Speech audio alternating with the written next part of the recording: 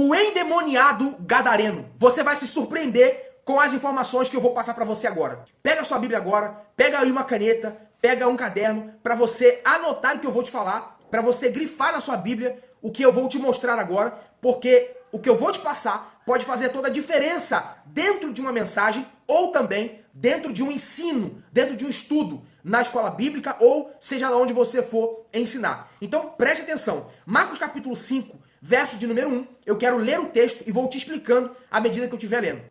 Diz o texto que Jesus chegou a outra margem do mar, a província dos Gadarenos. Jesus pede aos seus discípulos para passarem para outra banda do lago.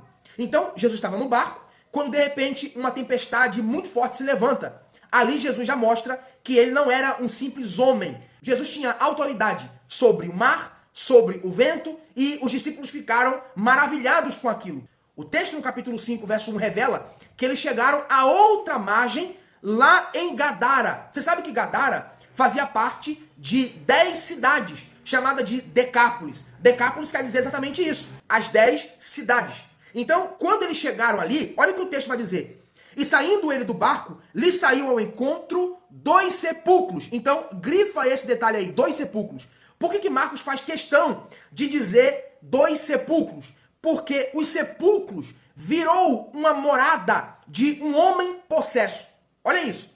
Os espíritos malignos que estavam possuindo este homem, que estava dominando este homem, fez ele morar em sepulcros. Fez ele deixar a sua casa, a sua família, os seus filhos, a sua esposa, para virar um animal selvagem. Olha o primeiro detalhe que Marcos vai relatar aqui. Esse homem vivia como um animal selvagem, dentro de sepulcros. E o interessante é que ele estava possuído por espírito imundo. Sabe o que quer dizer possuído? Possuído é alguém que não tem controle sobre si mesmo. Possuído é alguém que ele não tem controle do que faz. Os demônios era quem realizava toda a ação. Os demônios era quem falava na boca dele. Os demônios era o dono daquele corpo. Então, ele não tinha vontade própria. Ele estava completamente dominado por esses seres malignos. Então, Marcos vai deixar bem claro e específico esses detalhes. Agora, vamos lá. O texto no verso 3 diz assim: o qual tinha a sua morada nos sepulcros. Foi o que eu acabei de explicar. Que os sepulcros era a sua morada. Ele deixou sua casa, ele deixou seus filhos, a sua esposa, para viver nos sepulcros. Então, o que esses demônios estavam querendo fazer? Estavam querendo deturpar a imagem de Deus naquele homem. Nós somos imagem e semelhança do Criador. Mas quando os seres malignos tomaram conta daquele homem, o que eles fizeram? Eles fizeram aquele homem parecer um bicho, um animal. Ou seja, tirando dele a imagem de Deus. Então, olha que coisa interessante. Aí ele vai dar um outro detalhe. Ele vai dizer que, e nem ainda com cadeias o podiam prender. Porque, tendo sido muitas vezes, não foi uma, não foi duas, não foi três, muitas vezes, preso com grilhões e cadeias, as cadeias foram por ele feitas em pedaços e os grilhões em migalhas. E ninguém o podia amansar. Olha um outro detalhe que Marcos dá. Pessoas já tentaram prender aquele homem. Já tentaram manietá-lo, mas ninguém conseguia. Porque quando prendiam, uma força sobrenatural que estava dominando ele, despedaçava aquelas correntes, despedaçava aquelas cadeias e tornava aqueles grilhões em migalhas. E todo mundo ficava com medo daquele homem que tinha sua morada dentro dos sepulcros. Então, por aquele lugar, por aquela estrada, por aquela rua, ninguém passava. Quem dominava ali era aqueles demônios que estavam no corpo daquele homem. Mas o texto continua. Verso de número 5. E andava sempre, de dia e de noite, clamando pelos montes. Olha isso aqui. Esse detalhe, gente, é muito forte. O que significa isso? Ele estava de dia e de noite clamando pelos montes. Isso aqui é o reflexo da alma gritando. Ele queria se libertar disso, mas não conseguia. Então a alma gritava. A alma, ela só sabia gritar, clamar, mas não tinha como ele se libertar, porque ele estava dominado. Olha só que detalhe. E o texto vai dizer assim, ó, e ferindo-se com pedras. Ele gritava e se feria com pedras. Então o texto mostra que, para tentar chamar a atenção de alguma forma, ele gritava e se cortava. Isso indica que ele estava sofrendo com aquela opressão. Isso indica que ele queria se libertar, mas não conseguia. E quando viu Jesus ao longe, correu e adorou.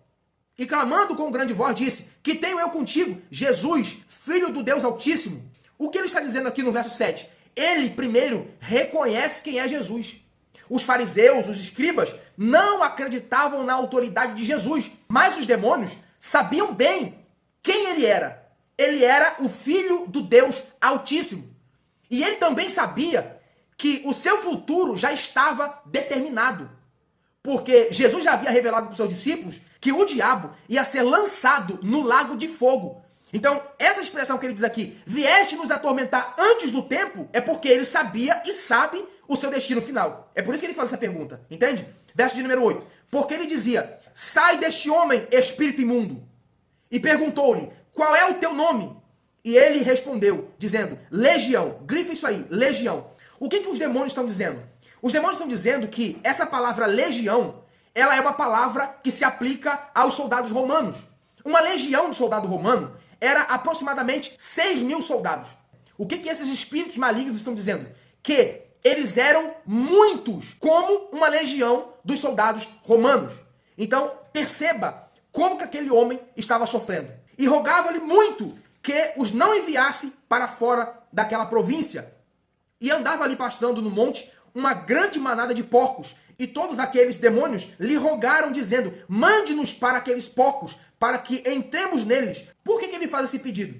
Porque ele quer viver dentro de um corpo. Esses seres aqui espirituais, esses demônios, eles são espíritos desencarnados que querem habitar dentro de um corpo. Então esse pedido que ele faz é justamente dizendo, olha, nós não queremos ficar sem um corpo para habitar. Nos permita entrar dentro daqueles porcos. Por que Jesus permitiu? Porque para o judeu, os porcos eram animais impuros. Então, Jesus permite que eles entrem dentro daqueles porcos. Agora, olha o detalhe. Verso de número 13. E Jesus logo lhe permitiu. E saindo aqueles espíritos imundos, entraram nos porcos. E a manada se precipitou por um despenhadeiro no mar. E eram quase 2.000 porcos. E afogaram-se no mar. Olha o detalhe. Quando aqueles espíritos malignos entraram nos porcos, eles ficaram loucos. Os porcos ficaram loucos e saíram correndo e caíram no precipício. E aí morreram afogados. Então o que acontece ali é que Jesus liberta aquele homem e também dá um prejuízo monetário muito grande aos criadores de porcos daquela região. Verso de número 14. E os que apacentavam os porcos fugiram e anunciaram na cidade e nos campos. E saíram muitos a ver o que era aquilo que tinha acontecido. E foram ter com Jesus e viram o endemoniado, o que tivera a legião assentado, vestido e com perfeito juízo, e temeram. E os que aquilo tinham visto, contaram-lhes o que acontecera aos endemoniados, e acerca dos porcos, e começaram a rogar-lhe que lhe saísse dos seus termos. Por quê? Olha só, Jesus acaba de libertar um homem. Jesus acaba de trazer uma transformação para um homem que estava sendo escravizado pelo diabo. Mas esses homens dessa região de Gadara, eles estavam mais preocupados com o lucro, estavam mais preocupados com os porcos do que com aquele homem que tinha sido liberto por Jesus. Então tem gente que é mais preocupado com lucro, com dinheiro, com coisas materiais, com porcos, do que com almas. Então os homens daquela cidade se reuniram e disse para Jesus, sai daqui, porque o Senhor nos deu um prejuízo muito grande monetário. O verso de número 18 diz o seguinte, quando Jesus entrou no barco, aquele homem que foi curado rogou a Jesus para que ele pudesse ir com ele e os discípulos. Olha o que Jesus fala. Jesus, porém, não lhe permitiu. Não permitiu por quê? Olha isso. Mas ele disse, vai para a tua casa, para os teus. Você tem família. Não esqueça que você tem uma casa. O diabo tinha o sepulcro para você, mas eu te libertei. Vá para a sua casa. E olha só o que acontece. E para os seus, e anuncia-lhes com grandes coisas o Senhor te fez e como teve misericórdia de ti. Pregue para a sua família.